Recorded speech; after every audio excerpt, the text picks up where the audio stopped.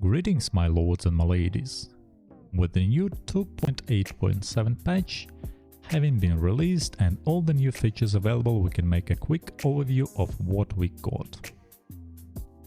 First up are new events that were added to the game.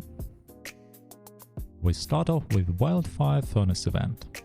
As expected, alliances that have lots of farms to be used are ranking top. However, even they are considering the amount of resources and clicks needed to complete the 2000 daily milestones a little bit overtuned. We don't know yet the price for new Castle 60 upgrade materials and if anything else will be available in the Eternal Insignia shop, but let's hope it would be worth the billions of resources and speedups spent. Overall, it is still a little fun event that shows the team cooperation and how established certain servers are. For those servers that were not included into this event, do not get disheartened as you saved a lot of resources. Next up is Alliance Supremacy event that started off on 22nd of September. As expected, it is using IBL tournament system and Throne of the Supreme gameplay. Alliance members are required to create up to 2 teams and assign them to one of the 3 lanes.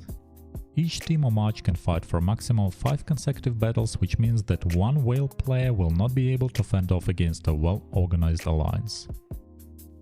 Unfortunately, the event launch didn't go smooth and had several issues. Developers had to take it down in order to fix the errors and brought it back within several days. Next we have a huge update for Legendary and Peak Battle Passes.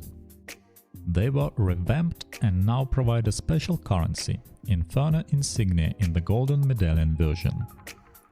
The currency is shared between both Legendary and Peak Battle Pass and can be used in their brand new shops. Legendary Battle Pass shop offers a range of Shadow Light Immortals as well as their exclusive artifact schematics, while Peak Battle Pass shop grants you access to all Chaos Immortals and their exclusive artifact schematics except for the brand new ones, Apollo and Ares. A very cool move from the developers.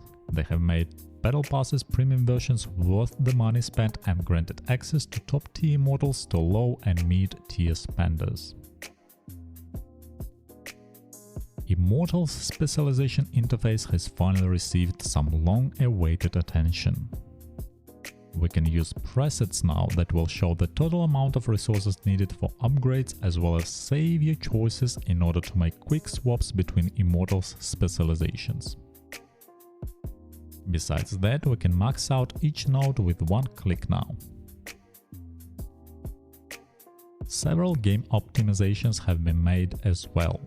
Namely, Ragnar Mehmed II, Toyotomi Darius and finally Cao Cao fragments were added to the BP shop as well as their exclusive artifact schematics. Holy and Shadow Immortal exclusive artifact chests were added to the daily deals shop for 360 pearls per one artifact, server minimal age 75 days, and seasonal immortals, Tryon, YSS Ragnar, etc. exclusive artifact selection chests were added as well for 240 pearls per artifact, server minimal age 120 days.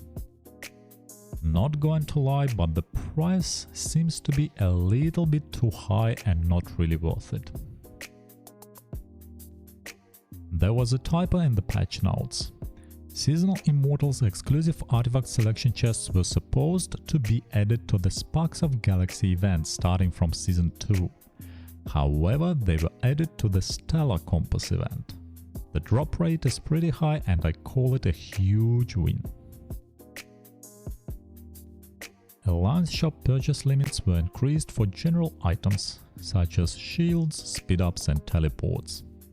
Unfortunately, one portal a day limit is still there. Minimal amount of training ground troops for raiding has been lowered to 10%. I welcome such a reduction as it will help people actively fighting in KvK to be able to raid while keeping their training grounds reserves low. A really cool number of optimizations and a huge W for the devs and players. Finally, our beloved heavy hitters counter Arthur has received a hidden nerf. All the damage reflected will be reduced according to the defense values of the target. It did hinder the ability of Arthur to make dents in Apollo or Himiko matches, but he is still viable and useful. Further testing is needed to see how far behind Arthur now to the state he was before the patch, but so far it doesn't look very gloom, so you can still work on your own Arthur. This is it for patch 2.8.7 overview. As you can see, with each patch developers are increasing the amount of content and adjustments they bring into the game, and this patch has been very rich. Not only it brought 2 new events, but also long-awaited adjustments to Immortals Specializations interface, Legendary and Big Battle Passes revamps, and new ways to get seasonal Immortals exclusive artifacts. Let's hope that next patch will be even better. Thank you for watching and see you again in the Infinity Kingdom. Bye bye.